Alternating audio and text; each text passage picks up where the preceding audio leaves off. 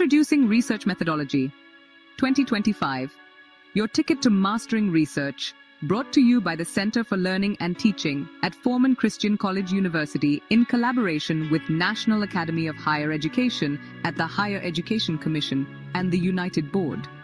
This isn't just another course. It's built around the renowned Vitae Researcher Development Framework, covering everything from deep subject knowledge to personal effectiveness, professional standards, and real-world impact. We are immensely grateful to our experts who have graciously offered their time and expertise in the spirit of knowledge equity. These experts are among the leading voices in their respective fields. And yes, it's 100% online and totally free, wherever you are in the world. Whether you're a postgraduate, early career researcher, or simply passionate about better research, this course is for you. Join us and be part of a movement for knowledge equity. Sign up now and unlock your research potential.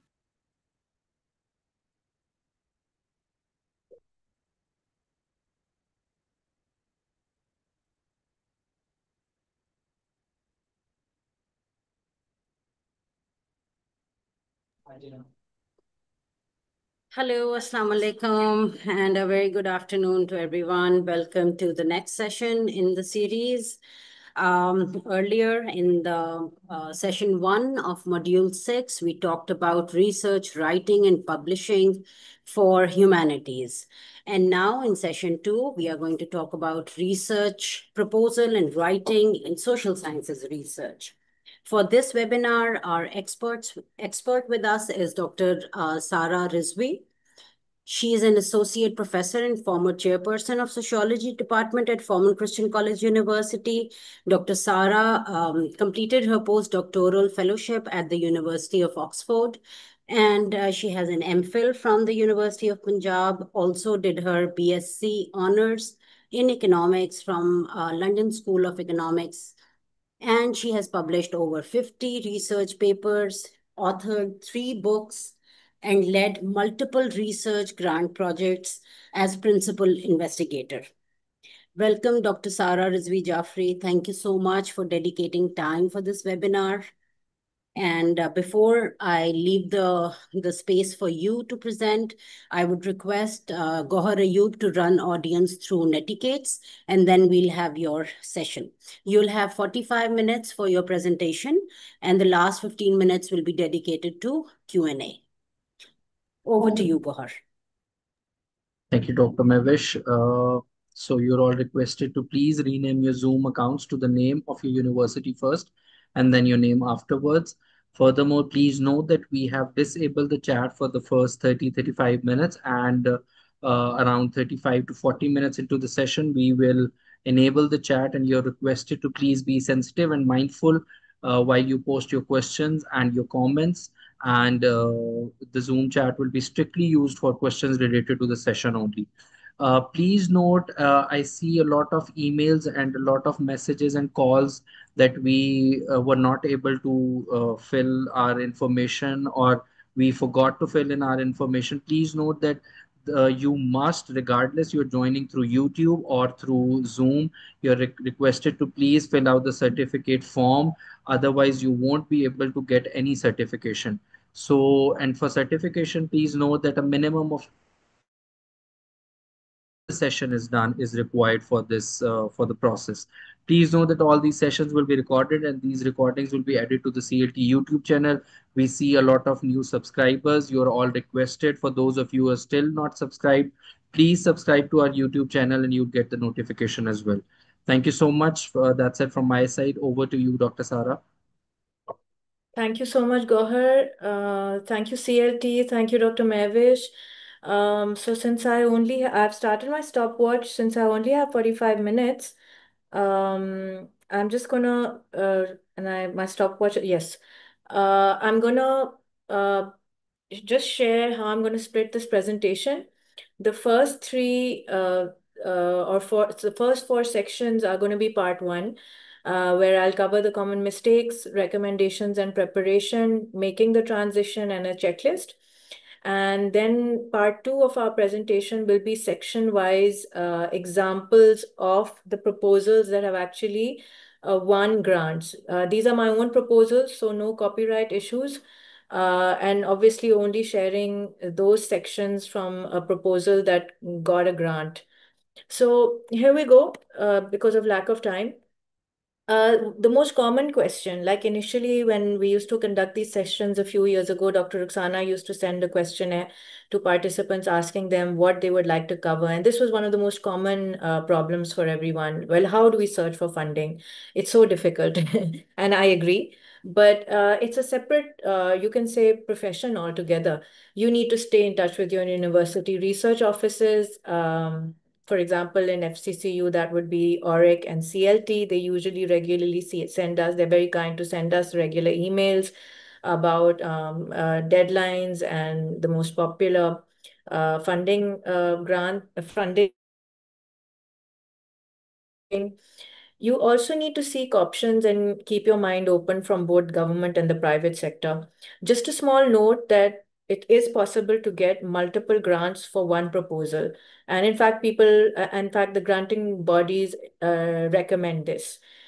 Perhaps they have a whole pool of resources, but they're split it between multiple projects, which is how it is in contemporary times. And they may be able to offer you very minimum funds. At that point, they will encourage you to look for other funds. Obviously, this is a very, you have to be very careful juggling this, and it requires a lot of team efforts, which we'll come to later. Regularly visiting websites such as Twitter and LinkedIn, where posts are coming regularly about funding. Watch out for what other local and senior researchers have done, where they've gained grants from, especially from your specialization areas, because that's where you would be more likely to win grants from in the future.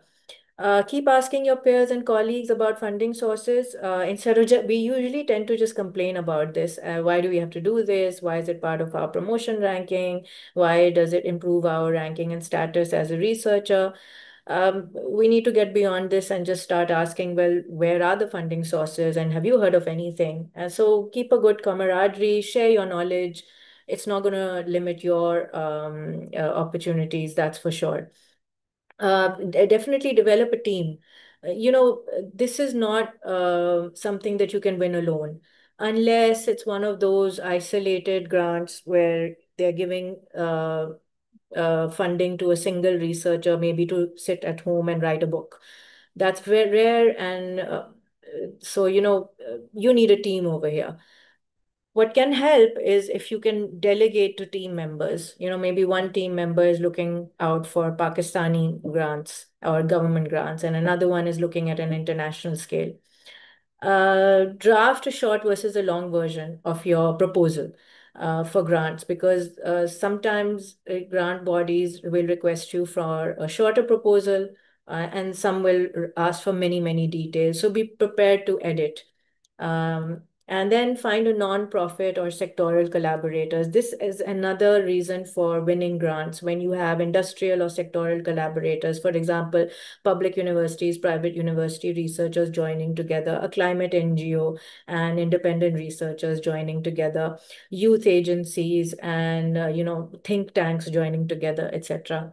It just shows the strength of the team and that a lot of experience and multidisciplinary thoughts are coming into the process. So this is another very important area, and I felt that it's important to cover this right in the beginning. What are the common mistakes for rejection? Obviously, this presentation will be shared with you by CLT. So there's no harm in actually using this as a checklist for what can help you win the grant.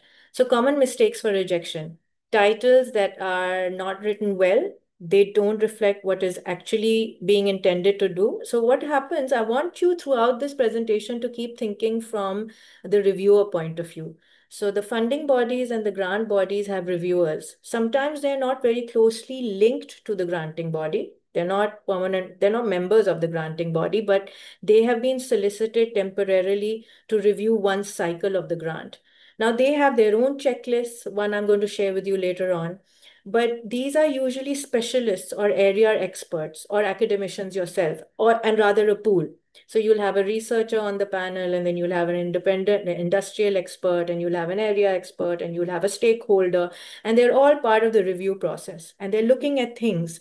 So one of them will probably, or most of them, will jump to your objectives.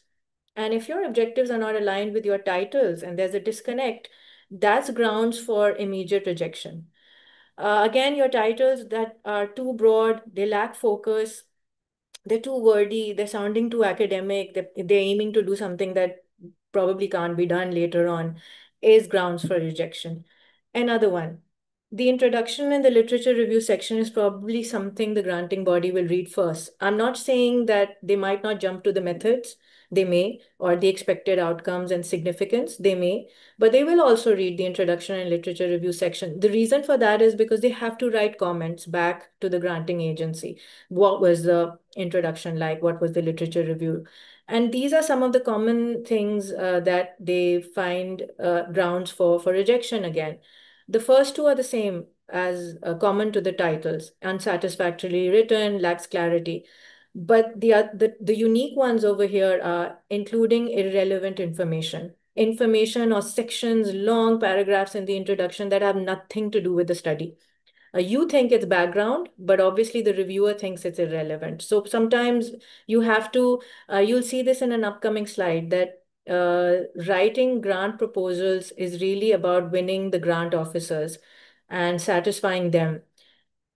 Sometimes what happens in publications is that they give you that room, that this is an independent researcher, their reflections and their recommendations are important for consideration.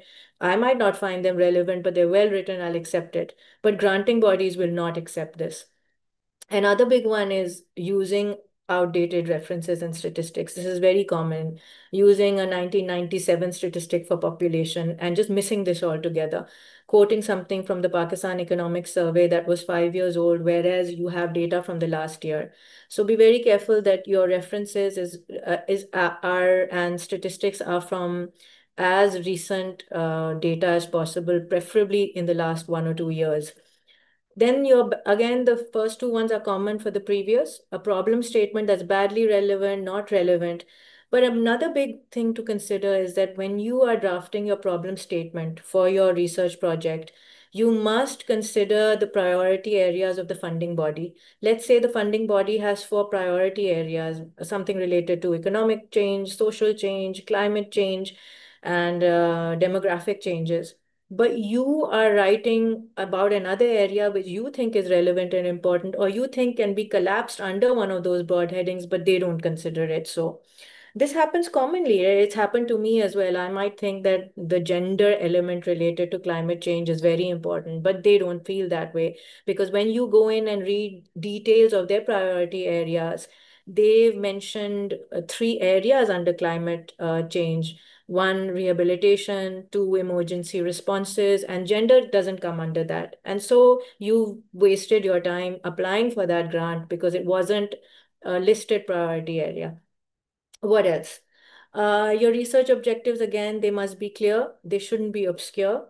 Same with research hypothesis, but invariably what happens is usually a research proposal that aims to collect statistical data or mixed methods data sometimes misses to report hypothesis altogether. So make sure that your hypothesis is there and that it's a clear statement of prediction and that it's backed by literature.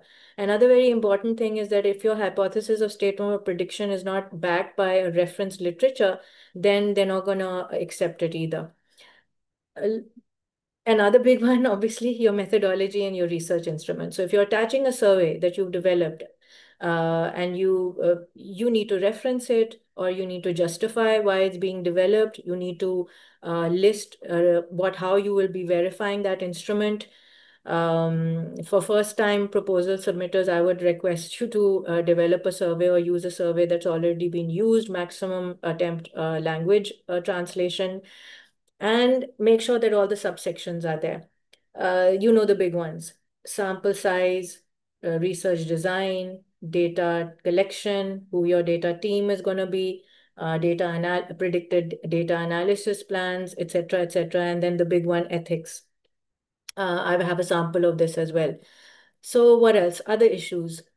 The other things that the granting body is looking out for is the strengths of the PIs and collaborators. Now, this doesn't mean that young researchers or first-time applicants should be dissuaded in any way, but just that maybe they need to write things like, we have these mentors involved with us, we are approaching IRB, we've received approval from an ethics committee, we have these people who will be mentoring, or this institution that will be mentoring and then auditing our reports, and then we have these sectoral or industrial collaborators.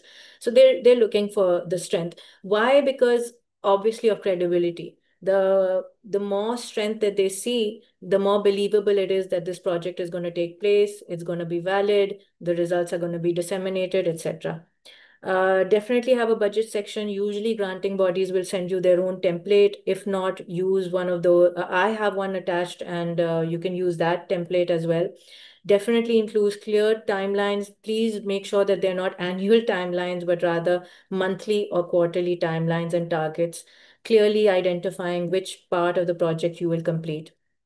And then finally, include plans for dissemination. They definitely want to know that you will be publishing your work in a research journal, but they also want you to have clear plans for maybe a seminar, conference, plans to discuss, go directly visit stakeholders, government officers, mobile, and make efforts for mobilization of policy.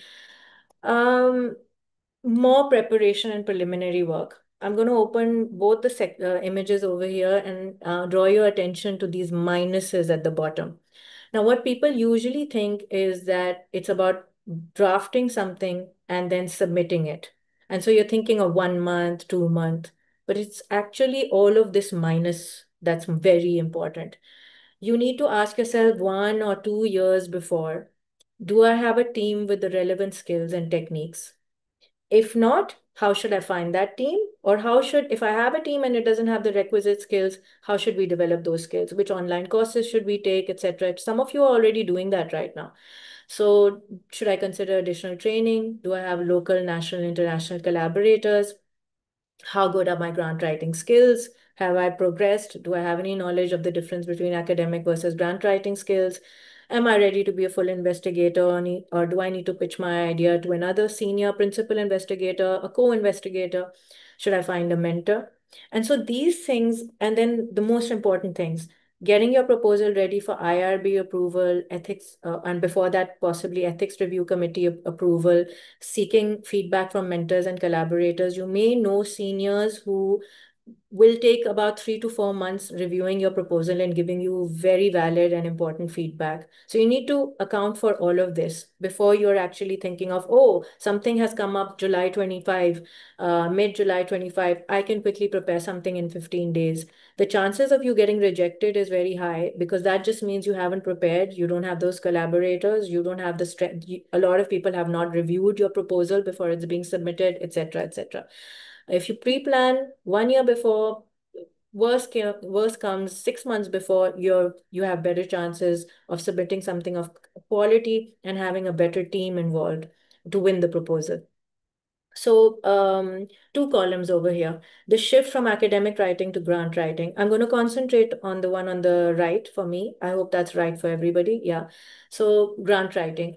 Now, grant writing is a shift because here your write-up has to be service oriented.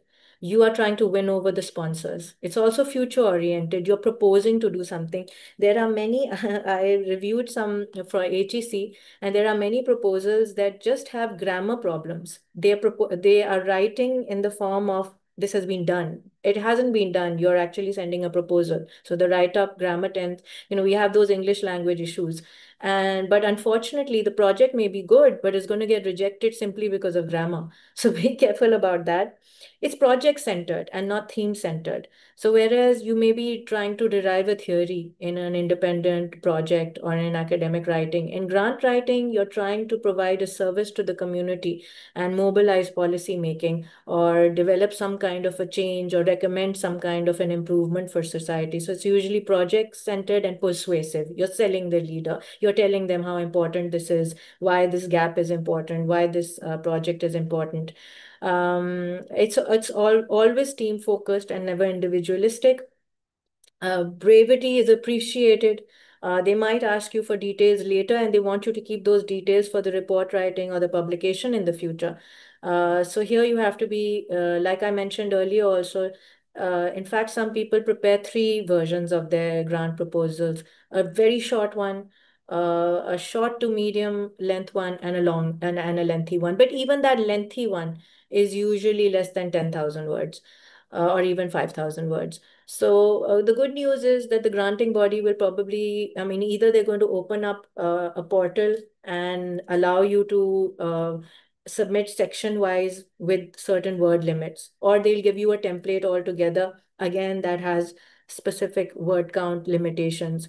But at the end of the day, if they haven't given you any limitations and you submit something as long as a thesis, 25, 30 pages even, it's not going to work out. You may have a lot of relevant information that you think is relevant. Try to shift, and you feel I can't cut it out, then shift it into appendices. Shift it into appendices so that at least the core can be read repeatedly, because there again the granting body is reviewing this and maybe rereading and having discussions and panel meetings, and so it has to be easy for them. Again, a quick point, don't mess up page numbers. Before you submit it, make sure that people who are looking back and forth between from the contents and the index, etc., and for the appendices, they don't get lost, that your table numbers are correct, your page numbers should be correct, etc. Here we get a lot of help from our journals. References are wrong, the journals are going to help you fix it. They're not going to reject you based on erroneous table numbers or page numbers, but granting bodies may, because they're going to doubt your clarity, your consistency, and your quality of your work. That's what they're supposed to do, right? They're going to think if the proposal isn't good enough, then they're not going to be able to complete the project. Again, the language should be easily understood.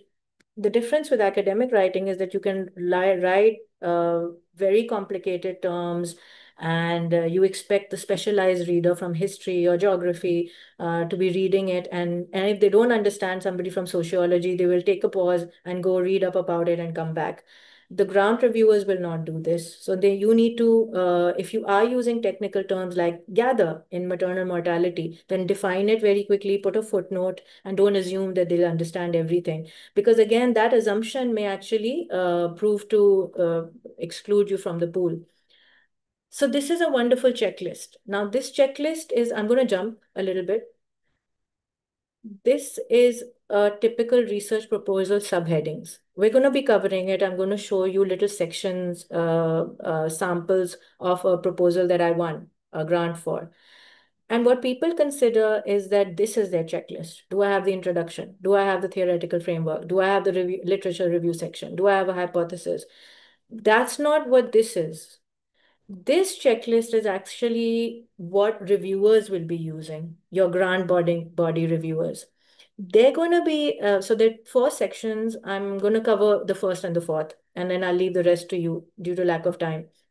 The first one is the importance. They're going to ask, is this research needed?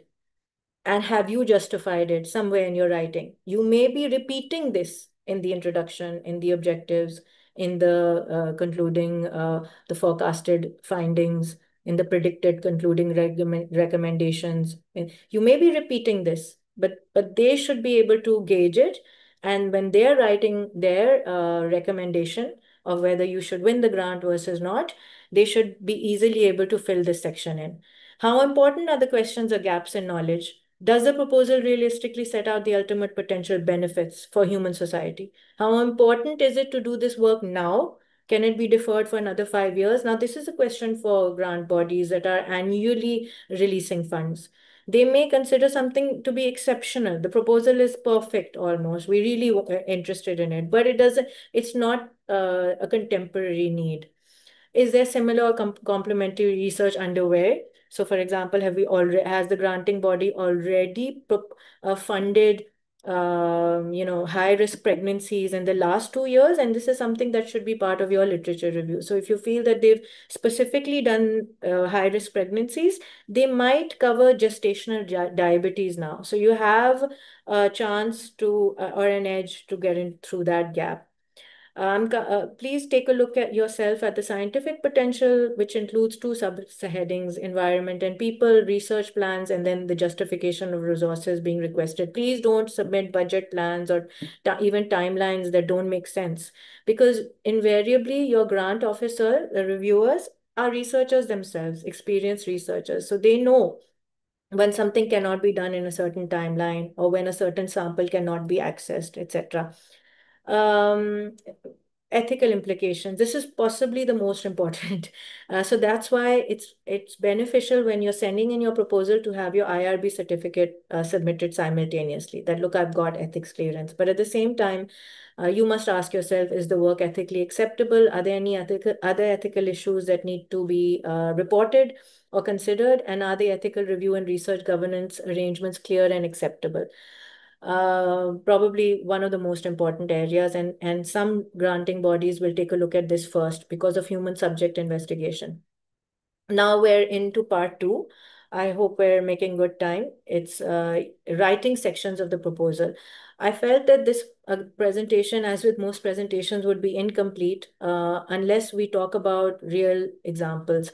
Now, the good news is that when you're writing a proposal, a lot of researchers feel that's a lot of work and we don't get anything in return. Obviously, we may get the grant, but we don't get anything in return for all that write-up work. It gets hidden, or it gets lost. Some of it we may be able to recirculate and present in the final findings and the reports or the publications. But what about all that effort? And the good news over here is that these are known as protocol papers. Proposals get published. And by the way, if you manage your time well, you may draft a proposal, and while you're applying to granting bodies, you may submit that proposal, it'll get published, and that can also help you win grants. At the same time, it works the other way around. You hide that proposal because of copyright issues or the fear that somebody might try to replicate and do something very similar. You'll apply to granting bodies, win that proposal, and then it's much easier to get that proposal published because you can also list the the funding body as name, or the reference code that they give you. That also helps in very quick, speedy publications. So this is an example on the screen of one of my protocol papers that got published in BMJ Open. It was a digital health literacy intervention, and it was a randomized control trial. Thankfully, the study completed within 2 years, and then we were managed to publish 2 papers related to that as well. This is another presentation altogether, because I know what you're thinking right now. How much difference is there between the protocol paper and the actual study when it's completed and published? And the answer to that, in short, is a world of difference. There will obviously be commonalities where you'll refer back to the protocol paper, but there's much to be reported in what actually happens. And that's real life, because real life sampling, data collection, and then the findings are completely different from what you predicted. And the protocol paper usually has more about background and literature and forecasting as opposed to the actual results. So big difference, but again, that may be a separate presentation altogether. So let's get into it. This is a typical flow of a research proposal. It's minimalistic. There could be more sections. Again, your granting body may actually give you separate headings or additional headings. So watch out for that as well.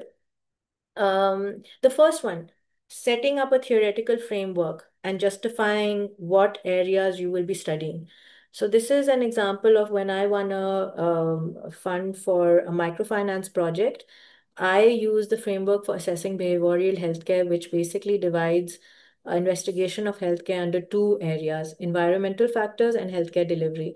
And you'll notice from the image below that environment and healthcare delivery system are also split between 3 areas. So just one example, environment is split between what are the social circumstances of borrowers, what are the physical and mental health circumstances, because obviously that affects loan repayment and business sustenance, and what's the economic circumstances. So basically these 6 areas add to that access, quality, and equity of healthcare delivery systems. And I'm targeting through this theoretical framework to collect data under these 6 areas. Now, having a theoretical framework and presenting it very briefly, you may choose to, for brevity's sake, take this image and put it in the appendix. But the above 2, 3 lines would be part of your proposal. And that justifies to your granting body that you're not just collecting data aimlessly, but you're coming from a theoretical framework.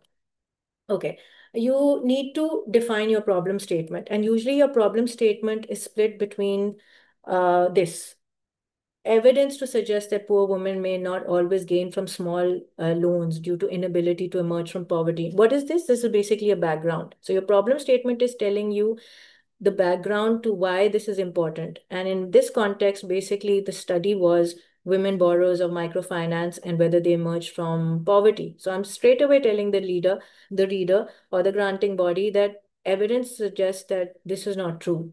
Women remain in debt cycles. So a little bit of it is background.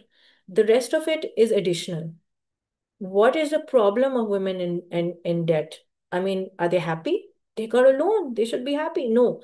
Evidence is telling us that they suffer from physical and mental health issues. So this is also part of my problem statement. And then they also suffer from lack of basic healthcare infrastructure and substandard public health services, simply because invariably it works together. Women who are seeking loans do not have out-of-pocket expenditure for health expenses. They don't have quality private healthcare, and so they're accessing low-quality public health services. And finally, the background is strengthened by what the original intention of the Grammian model is, which is strong social features of group borrowing, health resources, training for women, and skill development so that their business sustains, etc., and monitoring their health and their social solidarity, their family circumstances. That was the ethic of Grammian model. But obviously, microfinance became very commercialized.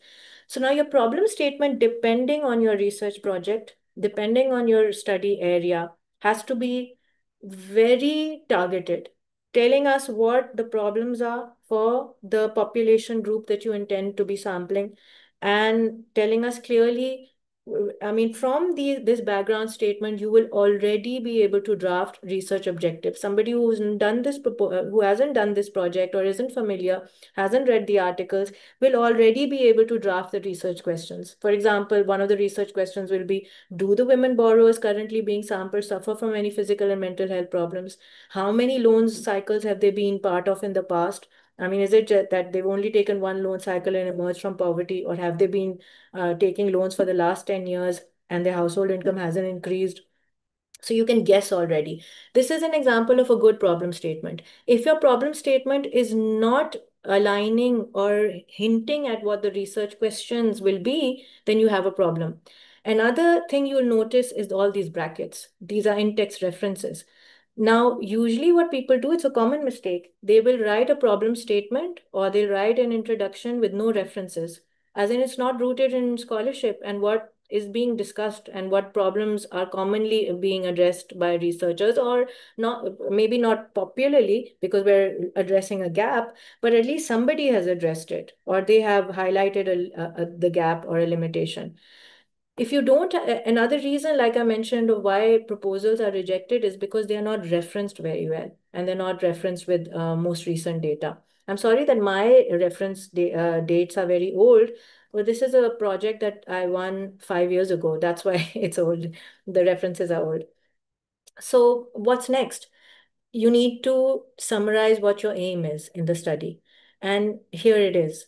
Previous research has neglected the health of women borrowers of microfinance. And in this study, we aim to gather empirical evidence regarding physical and mental health challenges. Secondary thing is that there is need for more research about women borrowers, as their lived experiences provide a deeper level understanding of the problem. And this is hinting that at secondary level, we may be able to find something because this was a mixed methods study. From the qualitative data, maybe other things will arise, maybe something related to their children's education. This is hinting at that, and this will connect back to the research design. So another very important section, why is this research needed? So we need this research, sorry for that. That's why I don't sit in office, because there's a lot of people knocking. Based on this study, we will be able to recommend improvements in women consumer protection laws. Now, this is going a little bit broader. We're connecting back to our country, our nation. local governance, maybe the economic industry or the government legislation that is dealing with microfinance sector, the health sector, social development features, social policy development, etc. So make this, again, it should be brief, but target who you, and this should be connecting back to who you will be disseminating your research to post conclusion of the project. This again is probably a section that will win you the grant. Because if they feel that you are writing this research only to show, I don't know, and I'm sorry to say this, only to show your institution heads, you're a researcher from a university and you want to share these results with your vice chancellor or your vice rector, there's less chance of your grant being accepted. Why? Versus you saying, I want to share it with my vice rector. It's about education and the importance of AI, but I also want to share it with the education ministry, and I also want to share it with parents who are monitoring children's use, and I'm also it's going to help you win the grant. So, Mavish, I've lost count of my stopwatch. I don't know why it keeps closing because people are calling. Okay, I'm 32 minutes in. Thank you. It's back. So the research question and the hypothesis. This is a common problem, as mentioned earlier, that people write a research question, they miss the hypothesis, or they don't write the hypothesis correctly. So this is an example. The research question over here is there a relationship between the social development features of microfinance? For example, do they receive group loans or individualistic loans? That's a social development feature. And improvement in health and poverty. I, if a woman is the prediction being maybe a woman I'm just giving another example, the prediction being maybe women in groups have better health as opposed to women who are borrowing individually. Now, so many hypotheses can be generated from this research question, but for simplicity, one hypothesis that I've written over here, apart from the one that I just said, is women loan borrowers or microfinance are not gaining with regard to health or poverty alleviation due to the lack of social development features provided by microfinance providers. And this is now backed by scholarship. So make sure that your hypotheses, again, are backed by a literature. So that's very important. The next big one is sampling. I mean, the main thing that the granting body wants to take a look at is whether you can actually sample the population you're intending to. What's your sample size? Is there any loss ratio that you want to report? How do you intend to sample? If this is a study for Pakistan, how do you intend to sample different population groups across the provinces? Do you need to apply a population weightage, given that Punjab has many more people compared to Balochistan, etc.? So the more details over here, the better. Again, if you feel that it's compromising your length, then shift it to your appendix, but make sure it's there. So what did I do? I went with the Yamani formula, and and please be careful also to report your inclusion and exclusion criteria for your sample. So the selection criteria for me was poor, and I defined it at that time according to World Bank statistics. Poor microfinance women, I think at that time it was something like less than 3.25 US dollars per day. And taking a loan smaller than USD 100, which amounted at that time to PKR 15,000. Living in disadvantaged and rural areas, so not urban and urban slums. Currently enrolled in a microfinance loan program. And so that's my selection criteria. The population sample, usually when you use Yamane, is somewhere around 300. But what you do need is that you need the actual sample size of women borrowers. At the time that I was doing the project, it was about 2 million women. And then it will come, I think my population target became 336, and I managed to get around 442 more than that. And I did population weightage according to the provincial samples, and I managed to sample 4 provinces. So if the samples have already been sent to you in the pre-reading or the post-reading material, so this publication has also been attached. You can access it and read more details about the reporting of the sample. This is a sample of operationalization of the study and measurement tools. Another reason why grants don't get won is because you haven't attached the survey. Whether it's qualitative, whether it's quantitative, whatever your questions are going to be, please attach it as an appendix. And in fact, if it's an online portal, this has happened to me once, and they don't have an option for an appendix, and there's not enough space to paste this in, then email it to them. They'll really appreciate it. So please send in your survey, your targeted survey as an appendix. And then be very careful in reporting your data collection plan. Again, this is all about credibility and believability. So women data, what I reported was that I'll have women data collectors. There will be different city leaders, 7 city leaders and 21 research assistants. They will be trained on the research objectives, how to conduct the questionnaire, ethical issues. And then I also made a plan related to interview dates, timing, etc. And then I also reported the student assistants who would come with us for notes and audio recording. Okay, so here's the table that I finally reported telling what the actual population of the country is, what the population weightage is. For example, for Punjab, it's 53%, for KPK, it's 17.2%, and then how many people I actually intended to sample from each targeted at over 500, which was over the amount of the statistic that was recommended by Yamane. And I targeted 500 because I believe that there may be some loss. I wouldn't be able to target all of them. So therefore, I didn't just target 335, which is what I advise to everybody. Try to target at least 100 more so that you meet your expected target. And these were all the cities. So this is a nice little table with a lot of detailed information condensed together. So tables will help. And again, if you don't have opportunity to plug them in the proposal, if the granting body has certain limitations in their template, then attach them as an appendix. Okay, this was a map. It's also a good idea to send in a map telling them exactly where you'll be collecting data. Then propose data analysis plan. Please don't miss this out. Tell them which software you will use, how you will assure validity and reliability, who your senior consultants will be, what your pilot testing plan will be, your data, who will be auditing your data, will it be your institute, will it be another independent body that you've solicited? With trial interventions, it can also be clinical org, so an international body online, they can do it for you as well. Most of us have to actually register with them. Otherwise, our studies don't get published later. Reliability and factor analysis, especially when you're developing your own scales, data triangulation, please report this. This is all very important to report. And again, if you feel, I don't know about this, I don't know what this means even, then that means that don't write your proposal right now. Go back, do some more reading, take some more courses, etc. And then very important also to be realistic and report your limitations and risk mitigation strategies. Due to lack of time, I'll just talk about one. So let's say you're collecting cross-sectional data and not longitudinal data. Say it. Tell the granting body that maybe this is something in the pipeline in the future, but this is my limitation for now. Then tell them that, look, I'm going to be interviewing women borrowers in their homes or outside in their gardens on a charpai. The mother-in-law may come and sit with us, in which case she is compromised and may not answer. So that's a problem, but this is how I'm going to mitigate it. Perhaps I'm going to try and interview them when they come to drop off their loan installment at the loan office. And I'll ask the loan office to give me a private room. That way I don't have interference from children, mother-in-laws, husbands, etc. So whatever limitations that you have risk mitigation strategies for, report those as well. Again, that improves your credibility. Mavish, you put your video on. Am I running out of time?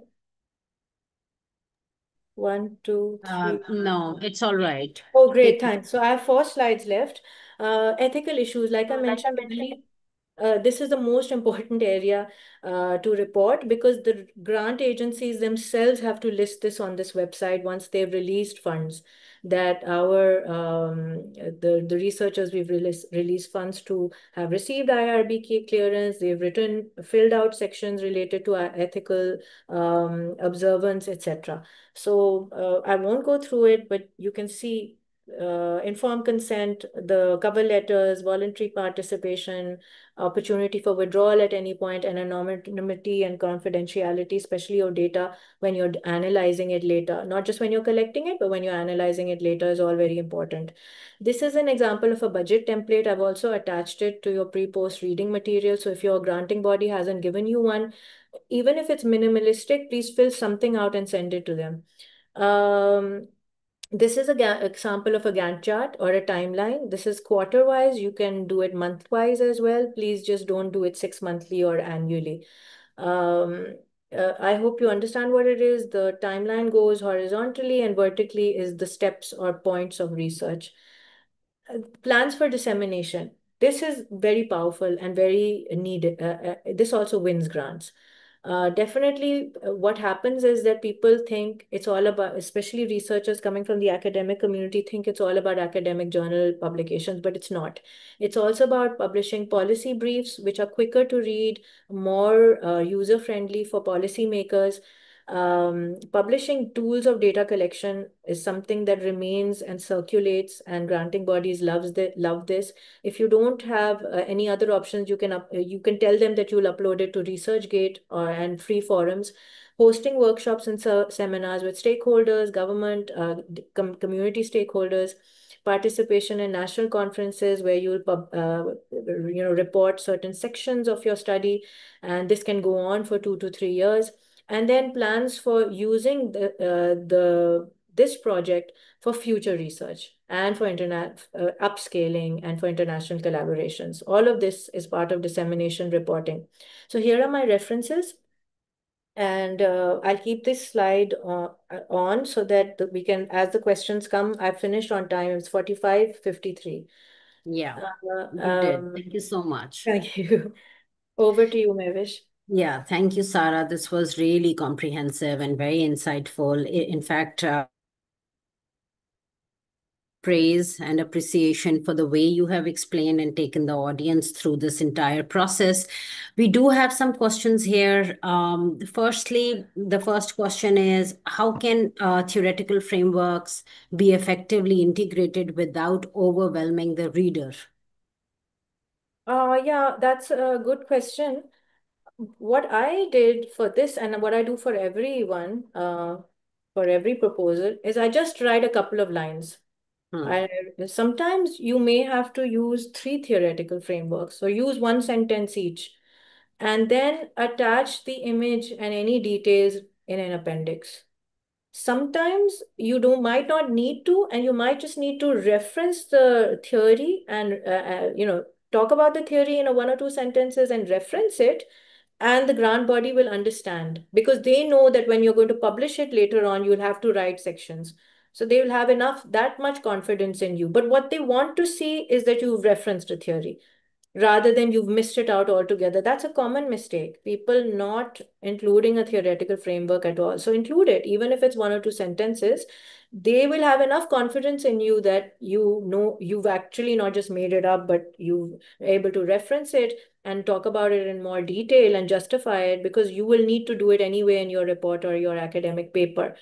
They may separately email you. Very rare that they'll separately email you for the details related to the theoretical framework, but they may email, it's a follow-up process. Winning a grant isn't I've applied and then I get news that I've won it or not. They will have follow-up meetings with you. You should be prepared. This is where another common mistake, and I see this in Pakistani funding bodies. I recently heard about it by PIDE colleagues, that people I don't know where they prepare a proposal from, or they ask somebody else to prepare it. And then when you're in a meeting, they don't know, they can't answer questions related to it. So don't do something like that. Don't use ChatGPT and don't use other colleagues to write sections for you, because you will be grilled on this proposal. Be prepared for that as well. Absolutely. Thank you so much. And I agree with Sarah that just, a little bit brief integration of the theoretical framework that's informing your research should be mentioned, but don't indulge in the details of that theoretical framework, because sometimes the grant proposals have a specific number of words and you really don't have so much liberty to discuss the theoretical frameworks and their application. And yeah, she's right that later on when you have the follow-up meetings, that is your chance to showcase your understanding of the said theoretical framework that you intend to use.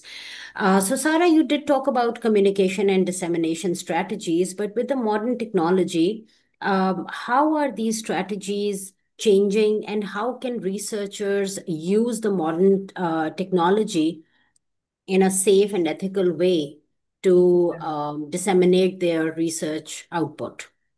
Yeah, thank you for this question as well. A recent one is opening a website and sharing all the details related to your project, which is pretty much free now. And it can be very interactive where people can constantly email you or write comments, and you'll get feedback as well. So people do this while the project is continuing. You'll notice AI Sarosh, I won a grant with them, but their mandatory thing was that I had to go to Sri Lanka.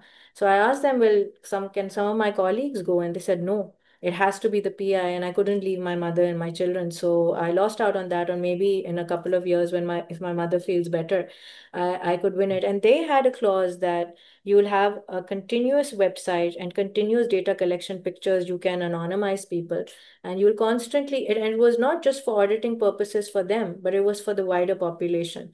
And that's really excellent. I mentioned this plans for data sharing and publication tools of data collection.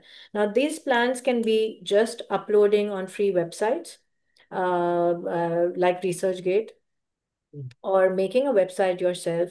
Another big one is that people are developing, the apps on the smartphone, and they are sharing details related to their project, data collection pictures, data tools, audio recording trainings of the intervention facilitators, data collectors. Other people can pick it up. We did this as well.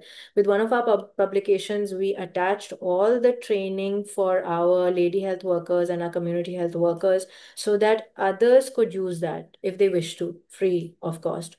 And that is something, and that was also a funded project. And I think that they really appreciated that.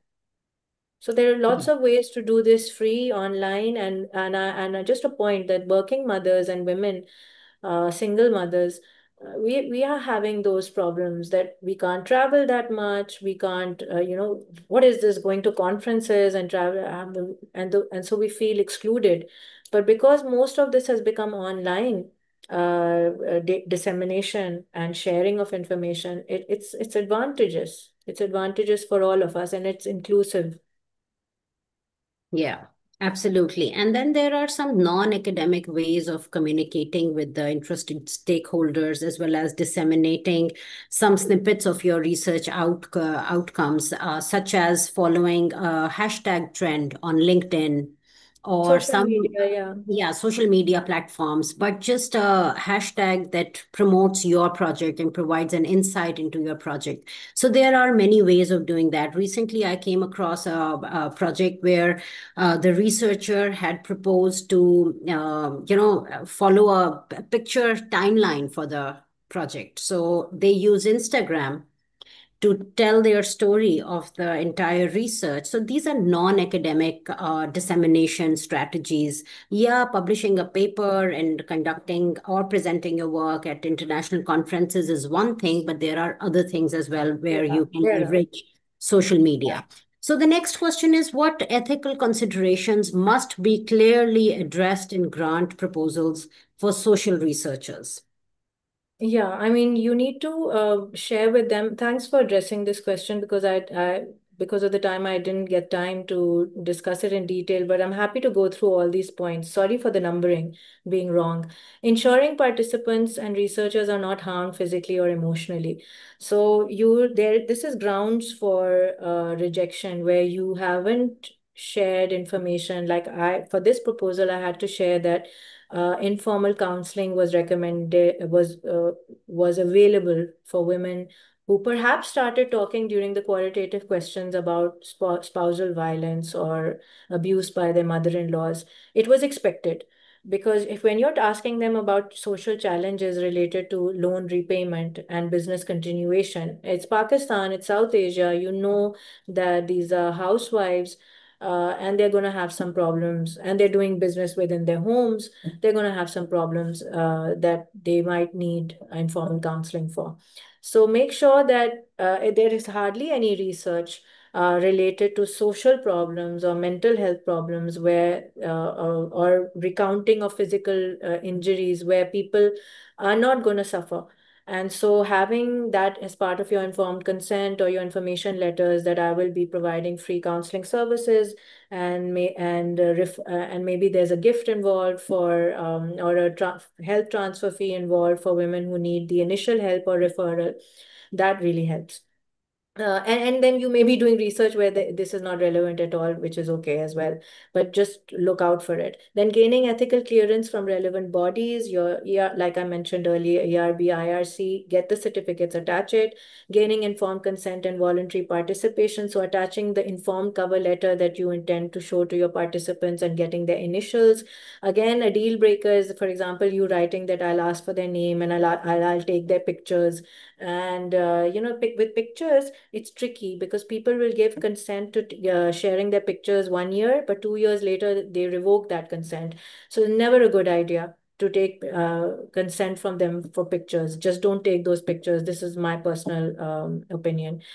Provide right to withdraw at any point for any intervention or even cross-sectional research. Let's say it's a 10-minute data collection, but even then, say that even 2 minutes into the data collection, if they want to withdraw, they're free to withdraw. And then anonymity and confidentiality. So one example is that, let's say there's only one women microfinance loan officer in Sialkot, and you mentioned that in your publication, that a woman microfinance loan officer in Sialkot said this about her loan managers and the harassment that she faces.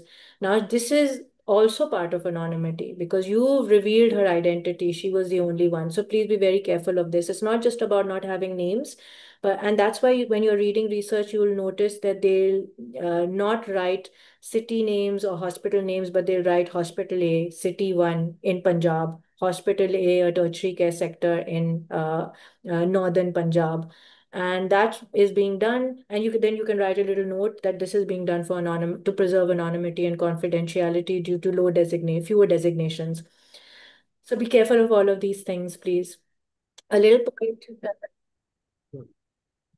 I think really important to give to Yeah, assign a number that will to all all, your respondents, to come up with a that strategy that like all that. that is part of anonymity and confidentiality, that you start coding people, and that's another process altogether.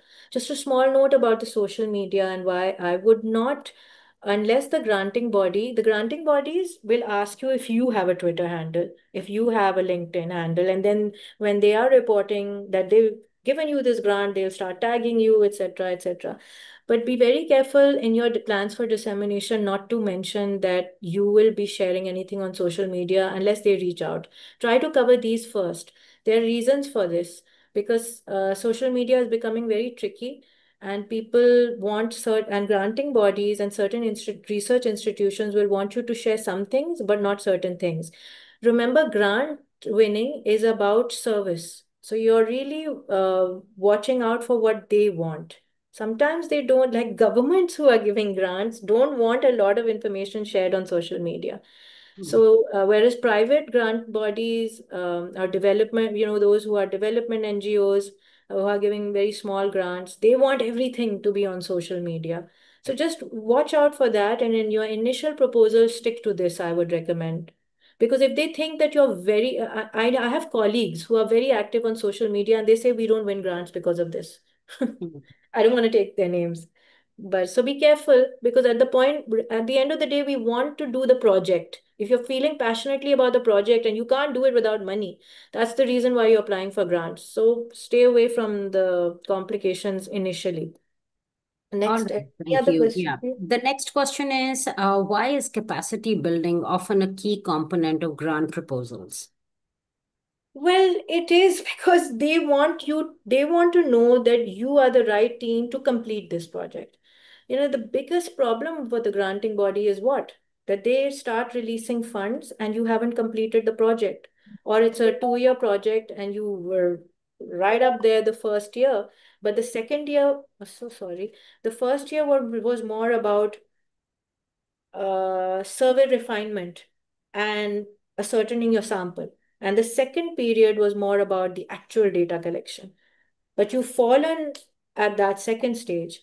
And that's why capacity building is so important. And that's why some grant bodies will have 3 months of capacity. They will tell you, sorry about that. They will tell you that you won the grant, and then they will say, please don't start this. You have 3 months of capacity building training. They still consider you to be short. Actually, what they're doing at that point is training you for completion and training you for modification where they feel this may not be possible. This may not be possible. This we circumvent in this way. This is another risk that may happen, may not happen. I'm just telling the students who are messaging me from outside that I'm in a meeting. It's all right. Yeah, We yeah. totally understand this. So this one, although we are running out of time, but this one's a very interesting question, and I think it should be asked. How should we differentiate between conceptual and theoretical frameworks, and how should be covered in the grant proposal? Conceptual framework, I think what you're trying to ask is, look, the theoretical framework that you will be using is already an operationalized theory that has been used. So let's say you're using a theory of lived religion, and you're trying to deliver an interfaith harmony intervention, which is my last project. That's why it's fresh in my mind. Now, the theory is telling you through the reference literature that another study has been done, and I would recommend to use this kind of a theory. I understand your question. I think it hasn't been phrased properly. So a theory that has already been used for a study project, which you can reference, is the one to use, because that theory of religion has already the theory of lived religion has already been used in another project to show that people don't use religion based on textbook, but they interpret it and then they practice it in real life based on their environment and their circumstances. So 50 years from now, somebody who was living religion according to their society, like they were living in an agrarian community, more traditional society, more conservative. So they had no qualms in spending more time saying their prayers and telling people at their workplace, I'm going for my prayers. But people are not living religion that way because they feel the penalization and the stigmatization against them will be worse, and the economic necessities and survival and professional placement is greater in this time. So I'm using, let's say now somebody's used this already, proved it already. I have the reference and the citation. Now I start using it to see how madrasa students are living religion.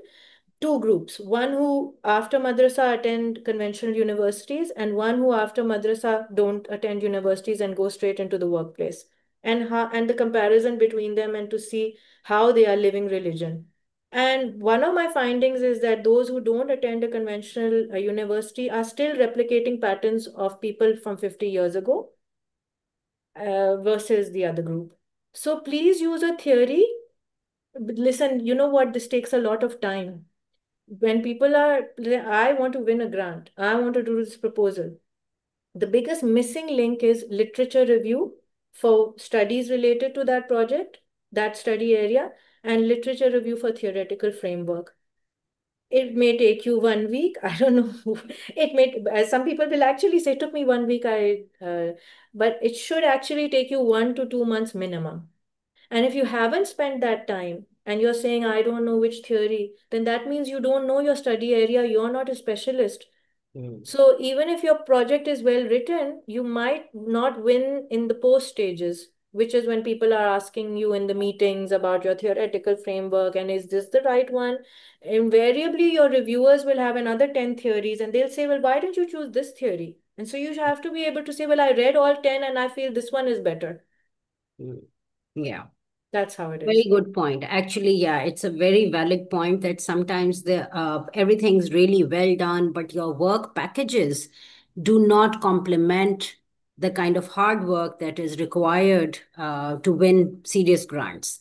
So this brings us to the end of this wonderful session. Thank you so much, Sarah. We have rave reviews in the chat. Somebody, in fact, Narinder Kumar from University of Sindh has very straightforwardly said that this is the best session that I've ever attended in my life. So thank you so much for sharing your knowledge with us.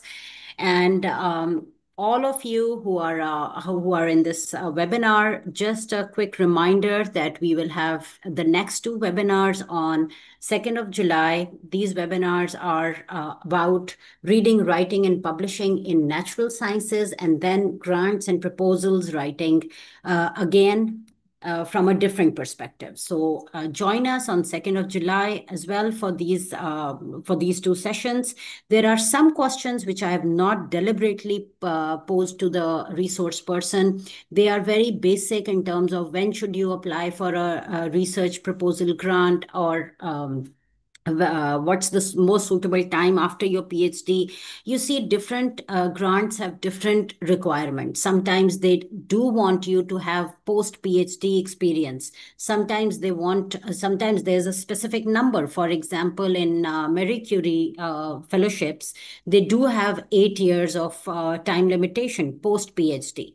So it really, it varies from grant to grant. So there's no straightforward answer to that. Similarly, other questions included ethical considerations, or how many hypotheses should be there. It all depends on your own research proposal.